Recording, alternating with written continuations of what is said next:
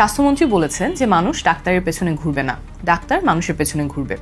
ভালো কথা, কিন্তু এই প্রতিশ্রুতি বাস্তবায়ন করবেন কিভাবে? ওনার এই কথাটা আমরা দুইভাবে দেখতে পারি।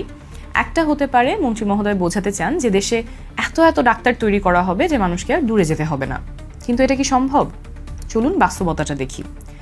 বাংলাদেশে এখন প্রতি 10,000 মানুষের জন্য মাত্র 7 জন ডাক্তার আছেন।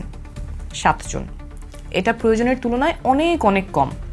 এই ঘাটতি পূরণ করতে হলে তাহলে আজকে থেকে মেডিকেল কলেজগুলোতে প্রচুর শিক্ষার্থী ভর্তি করাতে হবে। কিন্তু এখানেই আসল সমস্যা। একজন শিক্ষার্থী যদি আজকেও মেডিকেল কলেজে ভর্তি হন, তাকে 5 বছর ধরে এমবিবিএস পড়তে হবে, তারপর 1 বছর ইন্টার্নশিপ করতে হবে, অর্থাৎ কমপক্ষে 6 থেকে 6.5 বছর এমবিবিএস করতেই চলে যাবে। আর যদি বিশেষজ্ঞ ডাক্তার হতে হয় তাহলে এর উপরে আরও 5 থেকে 8 বছর সময়। কিন্তু মন্ত্রী মহোদয়ের হাতে সময় আছে মাত্র 5 বছর। তার মানে আজকেও যদি কোনো শিক্ষার্থী মেডিকেল কলেজে ভর্তি হয়, এই সরকারের মেয়াদে ডাক্তার হয়ে একজন রোগীও তিনি দেখতে পারবেন না। সুতরাং ডাক্তারের সংখ্যা বাড়িয়ে এই মেয়াদে ফল পাওয়া সম্ভব না। এটা 10 থেকে 15 বছরের পরিকল্পনা হতে হবে। সেরকম কোনো দীর্ঘমেয়াদী পরিকল্পনার কথাই কি মন্ত্রী মহোদয় বলেছেন? যদি বলে থাকেন তাহলে সেটা স্পষ্ট করে জানান এবং সেই অনুযায়ী আমাদেরকে প্রতিশ্রুতি দিন। আরেকভাবে ওনার এই কথাটা আমরা দেখতে পারি, যদি মন্ত্রী মহোদয়ের উদ্দেশ্য হয় যে শুধু রোগ হলে চিকিৎসা না, বরং রোগ হওয়ার আগেই ডাক্তার মানুষের কাছে পৌঁছাবে, গ্রামে গ্রামে মানুষের কাছে যাবে, প্রতিরোধমূলক কার্যক্রমের উপরে জোর দেওয়া হবে, তাহলে এটা খুবই ভালো পরিকল্পনা। কিন্তু সেখানেও প্রশ্ন কম নয়। আমাদের দেশে 68% মানুষ গ্রামে থাকেন, অথচ প্রায় 75% ডাক্তার থাকেন শহরে। যুগের পর যুগ ধরে এই অবস্থায় চলে আসছে। কেন? একজন ডাক্তার ঢাকায় বসে প্রাইভেট প্র্যাকটিস করলে মাসে যা আয় করেন, উপজেলা স্বাস্থ্য কমপ্লেক্সে সরকারি চাকরি করলে তার থেকে অনেক কম উপার্জন করেন। গ্রামে সন্তানের জন্য ভালো স্কুল নাই, পেশাগত উন্নতির সুযোগ কম, দক্ষতা বাড়ানোর সুযোগ কম, নিরাপত্তারও অনেক ঝুঁকি আছে।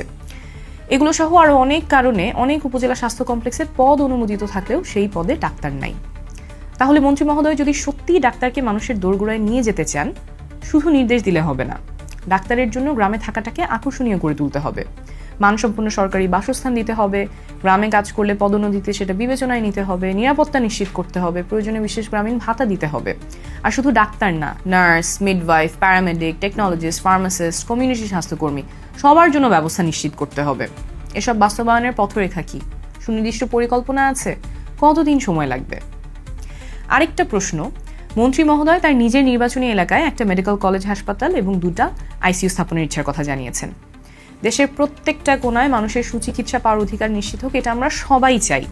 কিন্তু একজন মন্ত্রী যখন নিজের এলাকার কথা আলাদা করে বলেন, তখন স্বাভাবিকভাবেই প্রশ্ন জাগে, এটা কি স্বাস্থ্যসেবার ঘাটতি মেটানোর জন্য তথ্যভিত্তিক সিদ্ধান্ত, নাকি রাজনৈতিক বিবেচনা?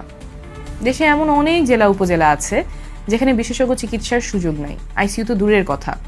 জাতীয় অগ্রাধিকারের তালিকায় ওনার নির্বাচনী এলাকায় কি সবার আগে ছিল? আরেকটা কথা, আমরা ডাক্তার তৈরি করছি কিন্তু সেই ডাক্তাররা থাকছেন না। প্রতি বছর বহু মেধাবী চিকিৎসক বিদেশে পাড়ি জমাচ্ছেন ভালো কর্মপরিবেশ, দক্ষতা বাড়ানোর সুযোগ, মানসম্মত বেতন এবং নিরাপত্তার জন্য। এটা আমাদের সিস্টেমের ব্যর্থতা। এই ব্রেইন ড্রেন ঠেকানোর কোনো পরিকল্পনা আছে কি মন্ত্রী মহোদয়ের?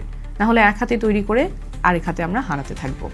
মন্ত্রী মহোদয় একটা সুন্দর প্রতিশ্রুতি দিয়েছেন, ওনার প্রতিশ্রুতি বাস্তবায়ন কিভাবে করবেন সেই পরিকল্পনাটা আমরা জানতে চাই।